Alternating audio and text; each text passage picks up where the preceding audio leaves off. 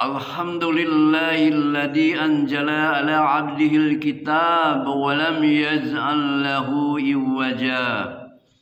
Qayyiman liyundira ba'san sadidan min ladunhu wa yubassirul mu'minina alladhina ya'maluna as-solihati anna lahum ajran hasana. Wa qala Rasulullah sallallahu alaihi wasallam, man ahya sunnati faqad ahabani wa man ahabani kana ma'an fil jannah.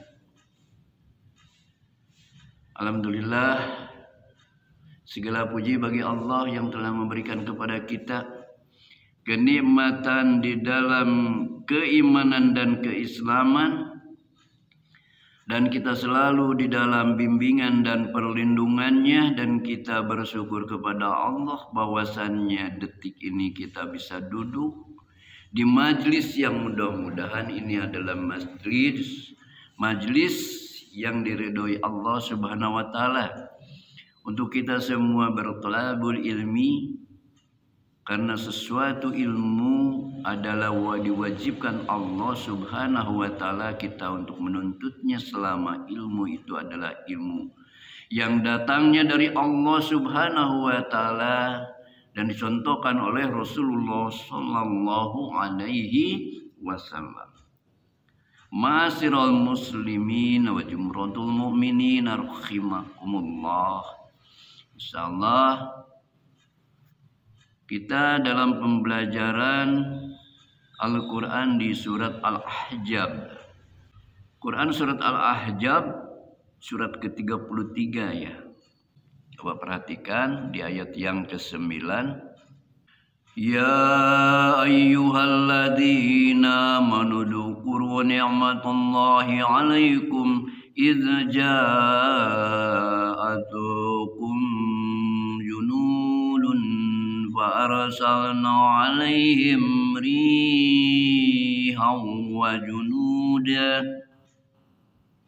فأرسلنا عليهم ريحا وجنودا لم تروها وكان الله بما تعملون بصير. Wahai orang-orang yang beriman, ingatlah akan nikmat Allah yang telah dikaruniakan kepadamu ketika bala tentara datang kepadamu. Lalu kami kirimkan kepada mereka angin topan dan bala tentara yang tidak dapat terlihat olehmu. Allah Maha melihat apa yang kamu kerjakan. Surat ke-33 ayat ke-9. Ini ada asbabun nuzulnya, adalah diriwayatkan dari Huzaifah bahwa ketika perang Ahzab berlangsung pada tengah malam yang gelap gulita, pasukan muslim dikepung oleh pasukan-pasukan kafir. Abu Sufyan dan pasukannya berada di bukit, sementara di lembah-lembah itu dipenuhi dengan Yahudi Bani Quraidah. Nah, sementara umat Islam berada di tengah-tengah dalam posisi terjepit. Maka pada saat itu Allah memberikan pertolongan kepada pasukan Islam dengan mengirimkan angin kencang ditambah dengan batu-batu kerikil sehingga mereka lari terbirit-birit. Jadi kaum kafir ini lari terbirit-birit di atas Abu Sufyan dan pasukannya, di bawah lembah kaum muslimin. Yahudi Bani Quraidah juga menyerang. Maka pada waktu itu turunlah dari langit angin yang kencang sembari membawa batu-batu kerikil, dan itu menjadikan senjata kepada kaum kafir yang ada di bukit dan kaum kafir Yahudi Bani Quraidah yang ada di lembah-lembah di bawahnya. Nah, maka di situ Lalu Allah turunkan ayat ini agar umat Islam itu selalu mengingat nikmat Allah yang telah dianugerahkan kepada mereka. Maka turunlah ayat ke-9 ini. Ya ayyuhalladzina amanu dzkuru ni'matallahi 'alaikum idza za'atukum junudun farsalna 'alaihim rihan wa junudan lam taruha wa kana Allahu bima ta'maluna basyir. Wahai orang-orang yang beriman, ingatlah akan nikmat Allah yang telah dikaruniakan kepadamu ketika bala tentara datang kepadamu, lalu kami kirimkan kepada mereka angin topan dan bala tentara yang tidak dapat terlihat olehmu. Allah melihat apa yang kamu kerjakan. Jelaskan, jadi ketika kaum muslimin dalam kondisi yang terpepet gitu ya di atas bukit Abu Sufyan dan pasukannya menyerang, di bawah Yahudi Bani Quraidah juga mau menyerang. Nah, maka Allah memberikan kenikmatan bantuan kepada kaum muslimin yang posisinya ada di tengah-tengah. Maka ini adalah nikmat yang Allah berikan dan kita harus selalu ingat akan nikmat Allah kepada kita.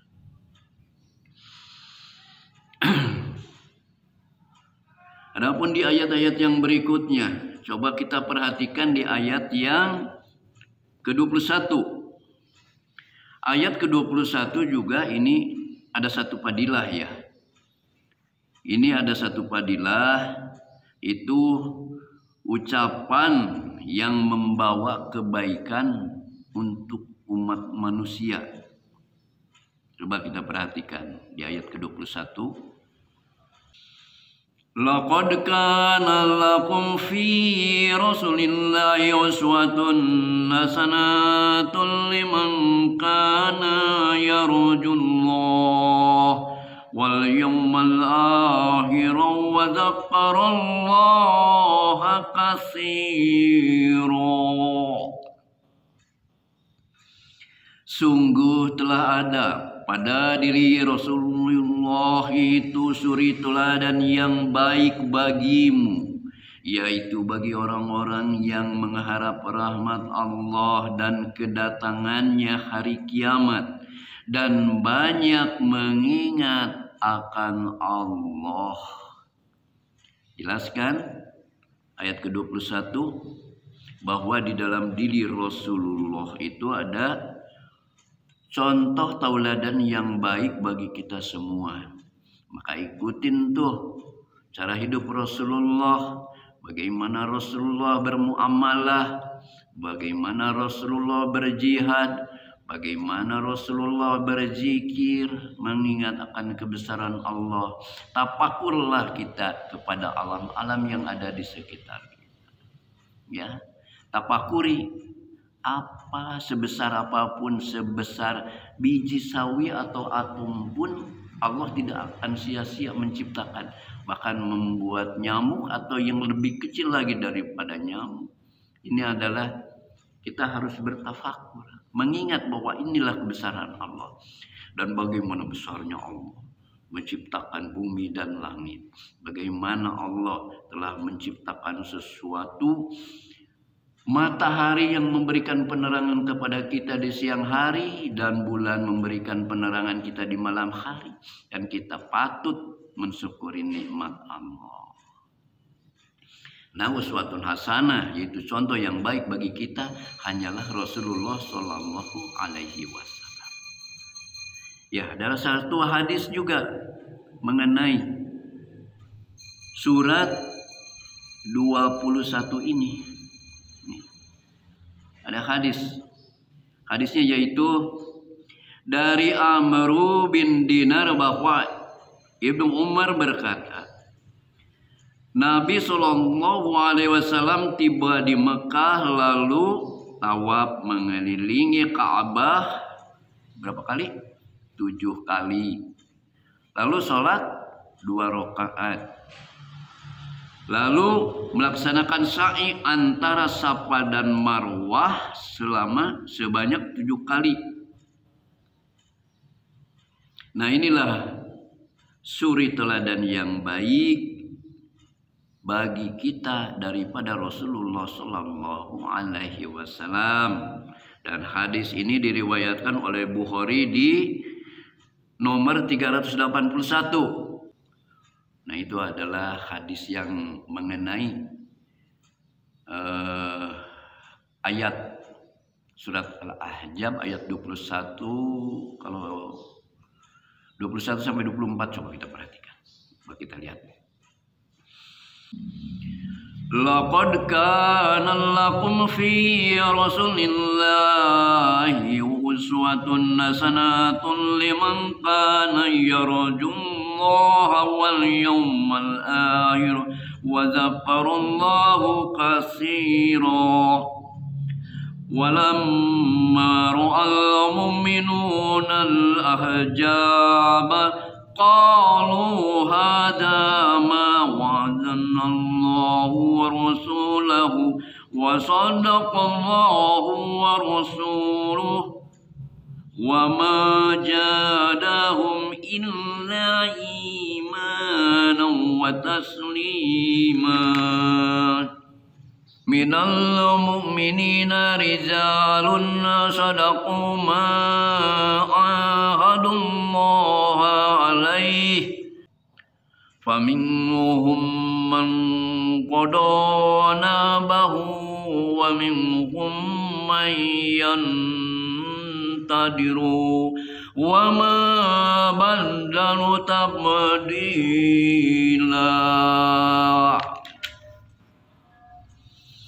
Sungguh telah ada pada diri Rasulullah itu suri teladan yang baik bagimu, yaitu bagi orang yang mengharapkan rahmat Allah dan kedatangannya hari kiamat dan yang banyak mengingat Allah. Dan ketika orang-orang mukmin melihat golongan-golongan orang-orang yang bersekutu itu, mereka berkata, inilah yang dijanjikan Allah dan Rasul-Nya kepada kita. Dan benarlah Allah dan Rasul-Nya dan demikian itu menambah keimanan dan keislaman mereka. Di antara orang-orang mukmin itu ada orang-orang yang menepati apa yang telah mereka janjikan kepada Allah, dan di antara mereka ada yang gugur, dan di antara mereka ada pula yang menunggu-nunggu, dan mereka sedikit pun tidak mengubah janjinya, agar Allah memberikan balasan kepada orang-orang yang benar itu karena kebenarannya, dan mengazab orang-orang munafik jika Dia kehendaki atau menerima taubat mereka. Sungguh Allah Maha Pengampun lagi Maha Penyayang. Itu kan? Daripada ayat ke-21 sampai 24 itu memberikan penjelasan kepada kita bagaimana contoh Rasulullah, bagaimana orang-orang yang beriman bertakwa kepada Allah dengan memegang janjinya yang patuh, bagaimana orang-orang yang menyerahkan dirinya kepada Allah Subhanahu wa Ta'ala meskipun mereka dalam keadaan yang berat, yang perih, sebagaimana coba kita perhatikan hari ini, kita paham semua bagaimana saudara-saudara kita di Palestina. Mereka tetap berjuang mempertahankan Baitul Maqdis itu karena mereka tahu di dalamnya Al-Quran yang mereka setiap saat baca, Al-Quran yang setiap mereka Kemanapun mereka pergi, mereka pegang, mereka baca, mereka amalkan, maka di situ ada kekuatan. Ya. Alhamdulillah, mudah-mudahan apa yang telah kita ngaji, ya saya bilang ngaji, nah, pada saat ini mudah-mudahan Allah menanamkan ayat-ayat yang kita baca di dalam pikiran kita dan tetap simpan di dalam dada kita sebagaimana para sahabat zaman dahulu menyimpan Al-Quran di dalam dada-dadanya. Sampaikan dari Rasulullah ayat-ayat suci, pelajarin sama para sahabat, maka ditanamkan di dalam dada-dadanya. Karena pada waktu itu tidak ada Al-Quran dibukukan seperti saat ini. Jadi Al-Quran itu Allah turunkan melalui malaikat Jibril kepada Rasulullah, maka Rasulullah sampaikan kepada para sahabat dan para sahabat selalu mengingatnya apa yang disampaikan daripada ayat-ayat sucinya daripada Rasulullah SAW. Maka Allah tanamkan di dada-dada para sahabat sehingga hari ini kita dengan mudahnya, karena hari ini kita bisa membaca di dalam Kitabul Karim, yaitu Al-Quran, yang di setiap saat kita baca di dalam sholat, meskipun di luar sholat, dan kita selalu berusaha untuk mengingat dan mengamalkannya di dalam perbuatan kita. Insya Allah itu saja. Mudah-mudahan apa yang kita ngaji hari ini bermanfaat untuk kita dalam kehidupan kita, untuk membuat kekuatan iman dan Islam kita, untuk beramalan solehan yang akan menjadi pertanggungan jawab kita di yaumil akhir. Demikian, mudah-mudahan semua bermanfaat apa yang kita jalani kalau kita ngaji pada saat ini. Wabillahi taufiq wal hidayah. Wassalamualaikum warahmatullahi wabarakatuh.